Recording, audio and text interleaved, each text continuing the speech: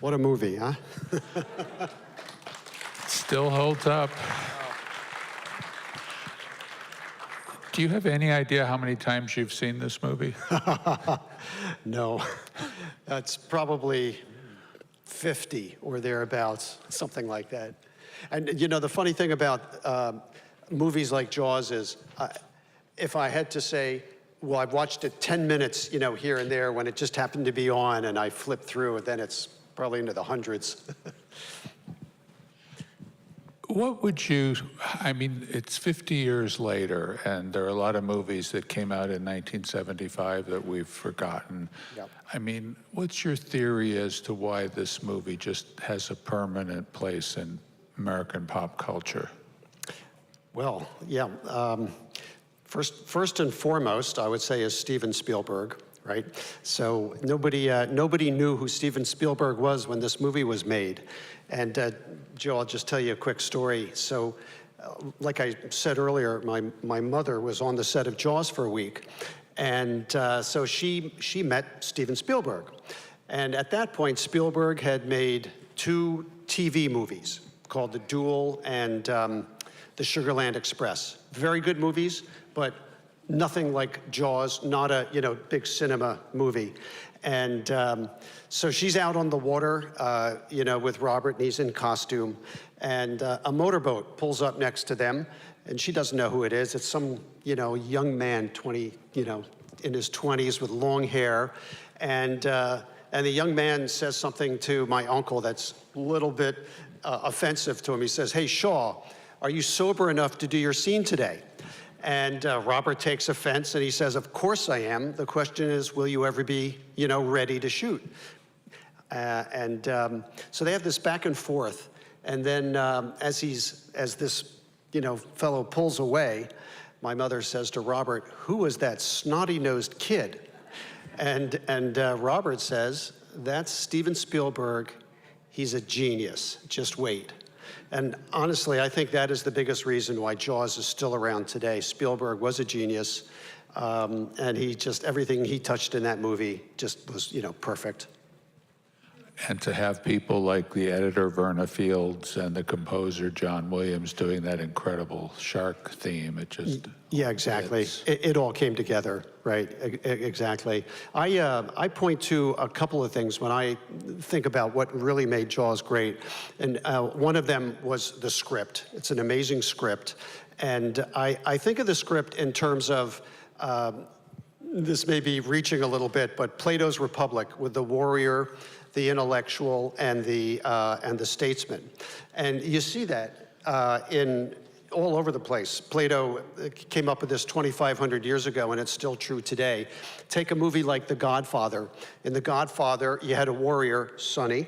You had the intellectual, the conciliary, and then you had Michael making the right call by saying, "Okay, you say this, this is what we're going to do." And when those 3 elements, right, are in harmony, everything works well. But they were not in harmony here. The statesman was not making the call, right? It was Quint who was making the call because it was his boat. And, when those are not in harmony, bad things happen, as we saw at the end of the film with Quint. So that's one reason. And then the other, I love the Indianapolis speech. Did everybody notice Richard Dreyfuss kind of looking like that? It's an amazing speech, and I think it rises to the level of a Shakespearean soliloquy, where the lead character made no sense.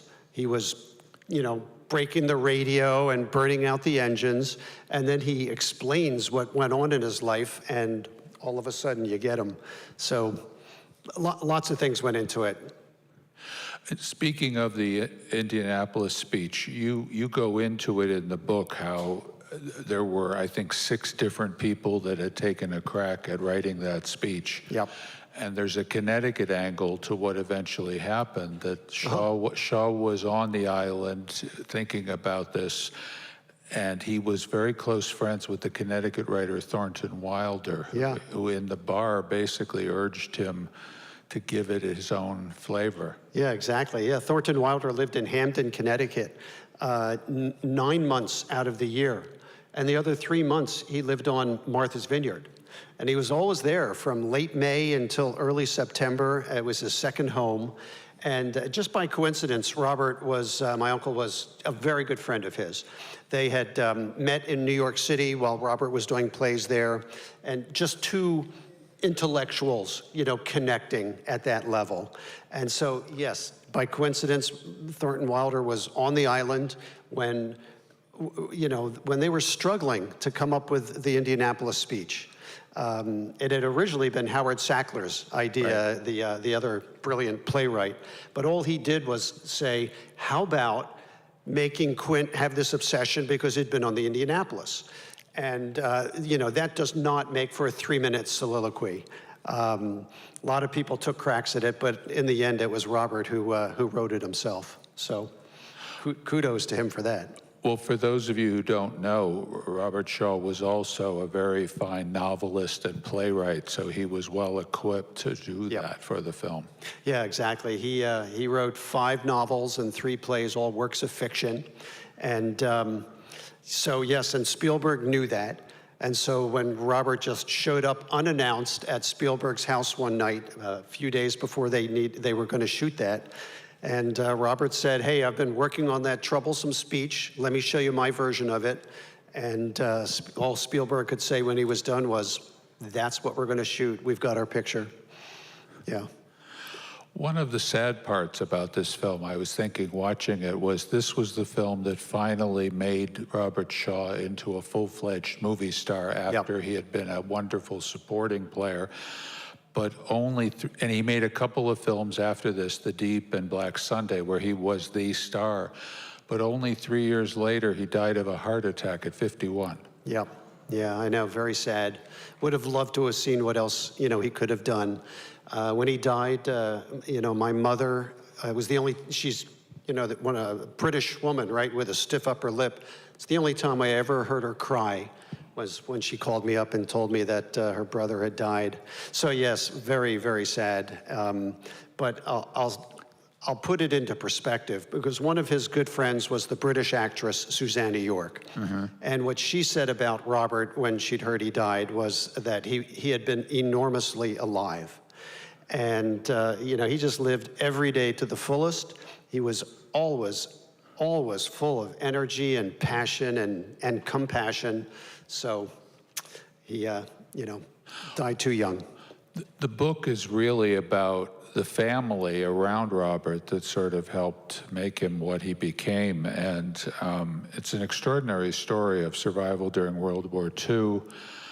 The father, your grandfather, committing suicide. Yep. Your grandmother having to raise the family on her own, going through World War II. It seems like that's really what maybe gave them such strength. Yes, exactly.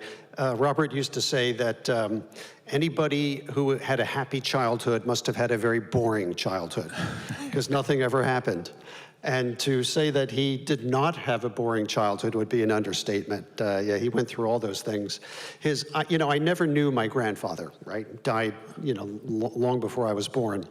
But from what I understand, he was you know, the life of the party, charismatic, could take on all kinds of different accents, and he was a storyteller like Robert.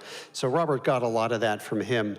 But when his father died and his mother was left with 5 children and no money and a war, right, all around them, she was just and I knew her very well, spent many summers with her. She just had the toughest spirit that you could imagine, and she could belittle a person and make them feel this big, and then half a minute later she would have you laughing out loud at something. But she was a survivor, and I think you know, Robert probably took that from her more than anything, because he never took a backseat to anybody. I mean, this book must have been an extraordinary thing for you to explore your family sort of before you came along and to recreate that. For instance, there are extraordinary letters that your grandfather wrote to your grandmother after they had split, Yep. begging her to take him back, and you sort of recreate the collapse of their marriage and the attempt to get it back. And I mean, what's it like when you're digging into the time before you came along in your own family? It was fascinating, right? You know, the thing about all of us in this room, is that we only meet our parents when they're in middle age. You know, and by the time they're in middle age, just like all of us, they are well into the stress of career and family and just all the things that come, you know, at that point in one's life. And so we never meet them when they're, you know, young and idealistic and full of, you know, energy and hope and all of that. So when my mother agreed to tell me her story, I mean, it was like seeing her as a girl and then, you know, a young, you know, teenager and a, you know, young adult. Just sort of told it like that, and I felt like I knew her for the first time, and, you know, got to know Robert for the first time, because I just knew him as my crazy uncle who made people laugh out loud and you know, was just, you know, the life of the party. And then, yeah, I saw what they went through, losing their father and, you know, the pain that caused. And so I just put it down on paper. And there are amazing little anecdotes. During the war, there's a knock on the door, and there on the doorstep is Daphne du Maurier, who's working for the service and trying to convince your grandmother to take one of those kids that was being evacuated from London to the country. And you know, it's just like, what a strange connection there. I know. You know, the deeper I got into it with my mother, and she told me the story of Daphne du Maurier, she told me the story of meeting Nelson Mandela, of Thornton Wilder, of Gene Tunney, the famous boxer, and it was like this cast of characters that I knew well kept coming into her life that I never knew had happened. Yes, Daphne du Maurier, even when Daphne du Maurier knocked on their door one day out of the blue, she'd already written some famous things, right? Rebecca and Jamaica Inn, if you're familiar with her. So the Shaws all knew who she was. But Mrs. Shaw was not about to take in another child if she could help it, and said absolutely not. And they had a back and forth, and in the end, she ended up taking in one child who was kind of unfortunate to get stuck with the Shaw family, because they were not the easiest family to get along with, and he ended up being removed from them after about a week. You do this whole recreation, you do all of this research. What was it like when your mother read the book? I mean, what was her reaction? Well, yeah, she didn't really think I was going to go through with it. Mm-hmm. So she was a little taken aback when she realized that. So my mother, she's still alive, by the way. She's 95 years old and lives in Philadelphia, where I grew up. And I asked her recently, well, you know, what do you think of the book? How do you like it? And she said, I'm withholding my opinion till I see if it's a success. So that's just the kind of person she is. She's got the same kind of wit that Robert had. I like that. Now, we have a microphone over here for folks in the audience to ask a question. Please feel free to get up there and ask Christopher a question, if you have one. Or maybe it's easier just to shout it out. Do you want them to come over to the mic? Yeah, you know we're recording this, so it would be great if you can come up to the mic. Would be preferable. So anybody with a question, just head over there. There we go. Hi. Hey. I saw The Shark is Broken a couple of years ago on Broadway. Yep. And it was an interesting play, and my question is about the relationship between Richard and Robert that's described in the play as somewhat tense, to say the least. I'm wondering if you back up that version of events, which I think was written by Robert's son, Yes, I believe.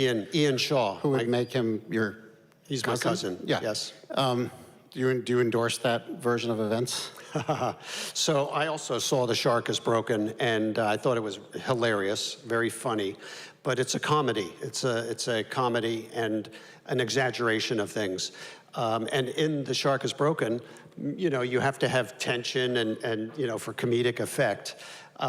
In fact, listen, I was not on the set of Jaws, but my mother was, and I spent a lot of time talking to her about it. And she had several lunches and dinners with Robert and Richard Dreyfuss.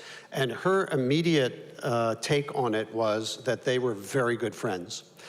So I think that's a myth and not true, but it can be used for comedic effect. And I think the reason the myth came about is because when they were not in costume, which is when my mother was with them, they got along very well, and it was very clear that Robert really liked Dreyfuss, thought he was intelligent and honest and funny and a good actor.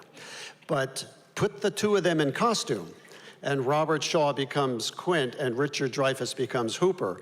And then, right, they're in costume, they've got to be in, you know, character, and they were butting heads. So anybody who was on the set watching the two of them butt heads would have said, oh, they must have hated each other.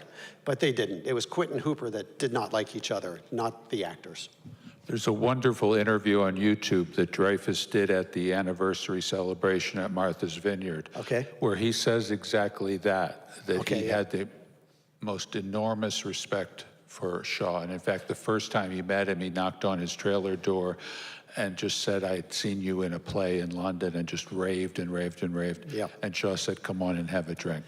Yeah, so yes, that would be Robert. And so yeah, and I can confirm that what Richard said about Robert would have said the same Right. thing, and did to my relatives. But there's another thing. I was researching this, and there's another thing on YouTube which tries to fan the flames of there being a feud. So that's the problem when something happened 50 years ago, and a lot of people weigh in on their version of events. Everybody's looking to make news. Yep. Yep. Question. Thank you very much for answering that, because that was one of my questions about the myth that the gentlemen didn't get along. My question is to you, Christopher.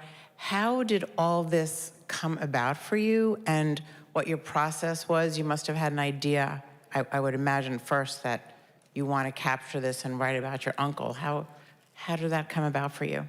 So it started about 10 years ago, actually, when my mother at that point was in her mid-80s. And I'd heard a lot of things through the years, a lot of very funny stories, but also some things they didn't talk a lot about, like their father, right? And because, listen, anytime a child loses a father or a parent, it's a traumatic thing.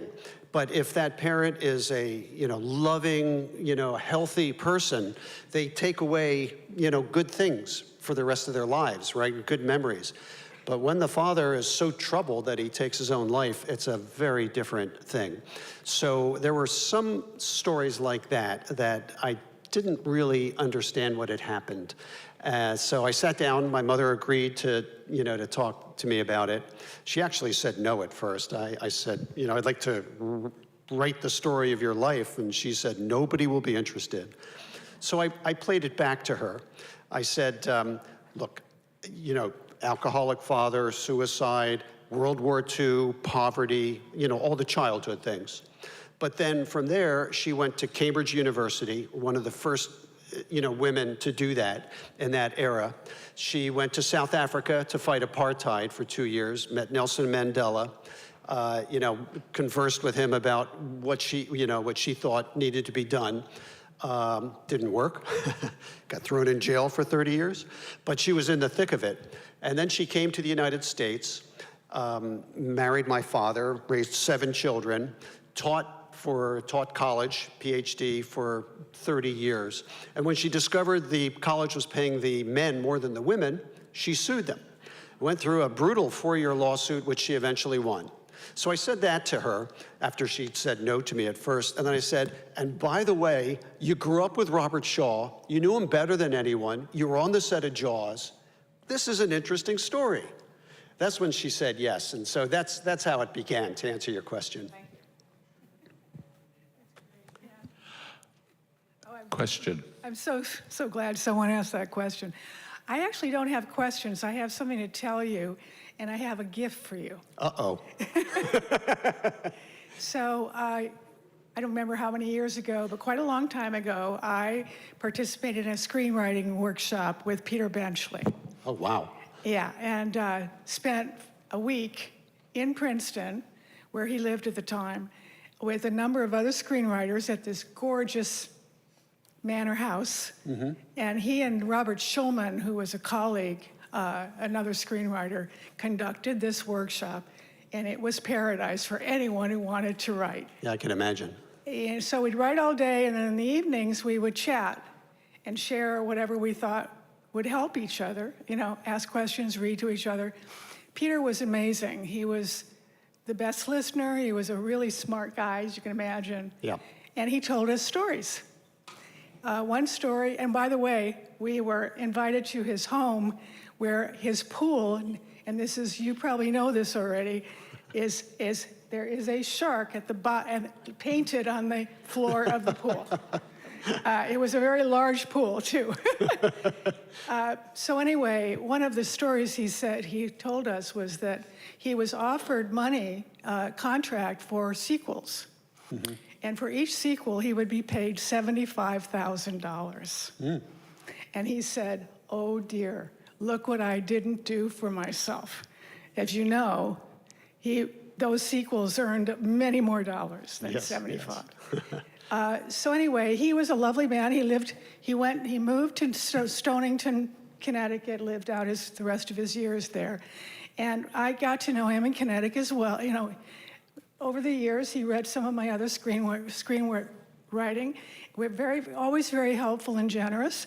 And his family sent me a CD paying homage to Peter after he died. So I wanted to give it to you. Well, thank you. You're welcome. I'll come. Yep, sounds good. Yeah, just put it right there, and or I'll come over if this is long enough. Thank you very much. That's sweet. That was unexpected. Totally. Any other questions? Sir. Yeah, thanks Westport Library for hosting this event. I'm here with my son. Top 10 movies of all time, and Robert Shaw delivered one of the top greatest roles of all time. Statement. Question is, any anecdotal things of ad lib, you know, the Spanish Lady song, anything that Robert brought to this role that was outside the screenplay in the great novel? Thank you. I'll tell you something that Carl Gottlieb said to me. I don't know the specific answer to that. But Carl Gottlieb was the screenwriter, and I met him about 10 years ago and got together with him a few times after that and spoke on the phone several times. And one of the things he said was that the script in his mind was so strong that the actors could almost ad-lib their lines every day. You know, they sort of set up generally what they wanted to say the next day, and then, you know, they turned the cameras on, and he said they were ad-libbing, all three of them were ad-libbing, you know, right and left. I don't know specifically any lines that Robert might have ad-libbed. He wrote the Indianapolis speech, but that was not ad-libbed.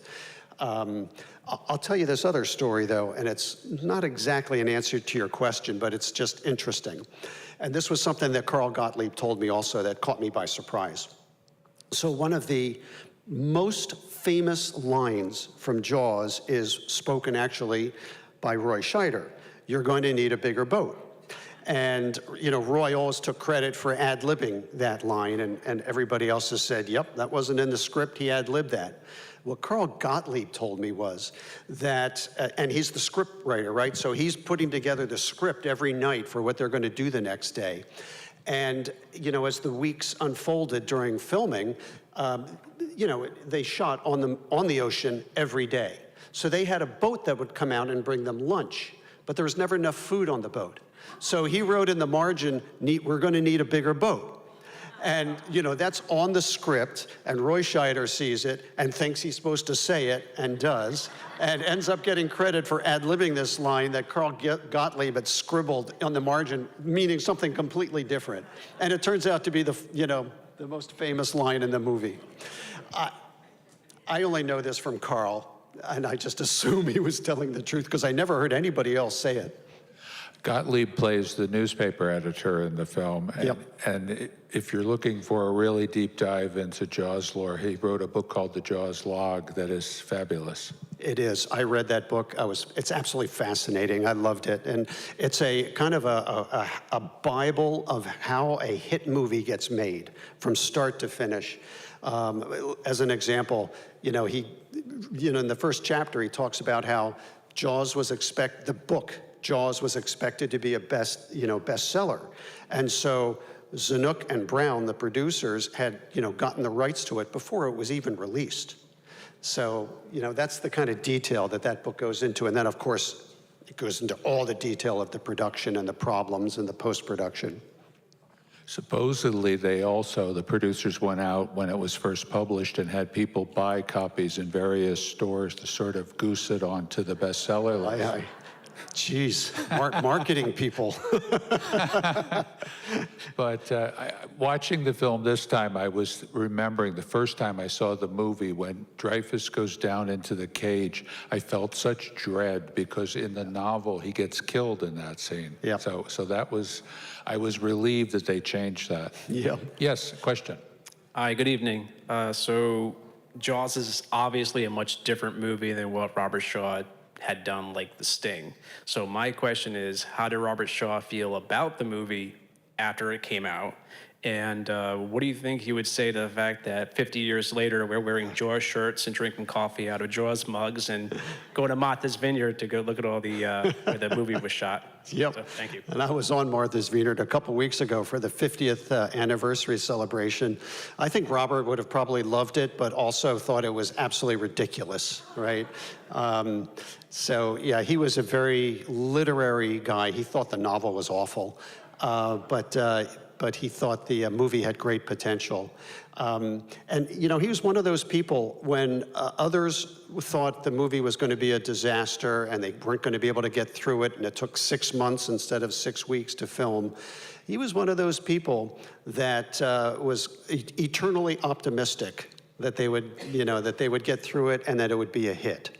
So it didn't surprise him that it was a hit, but I'll bet it would have surprised him that it's still, this popular 50 years later.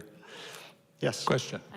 I'd just like to thank you for clarifying a lot of the behind the scenes and stuff like that, and Robert Shaw, who obviously was quite an actor.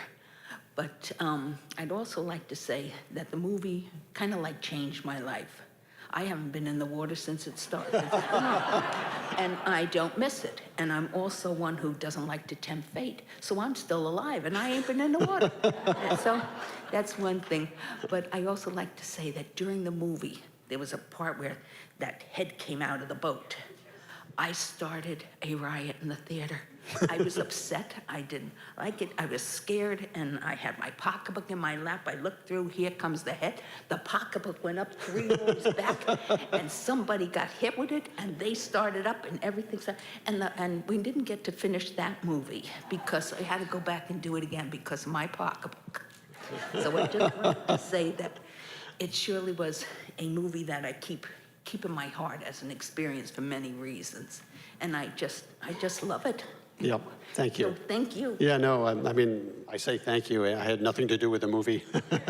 But it is that type of a movie where you are throwing popcorn up in the air and then you're laughing, a minute later. Just like you and I were talking I was about. telling Christopher that I ran a little theater in Delaware in the late 70s, and we showed this movie, and I was always in the lobby selling tickets, but I could tell exactly where the movie was on the screen because there were certain moments that got a big laugh. The head falling out got a huge scream. The construction of this thing is just amazing. Yep, exactly. And, again, kudos to Spielberg for taking Peter Benchley's script and bringing in a comedy writer, Carl Gottlieb, who had been doing the Smothers Brothers and other comedy shows, writing for those shows. And so he had basically a comedian rewrite a horror script.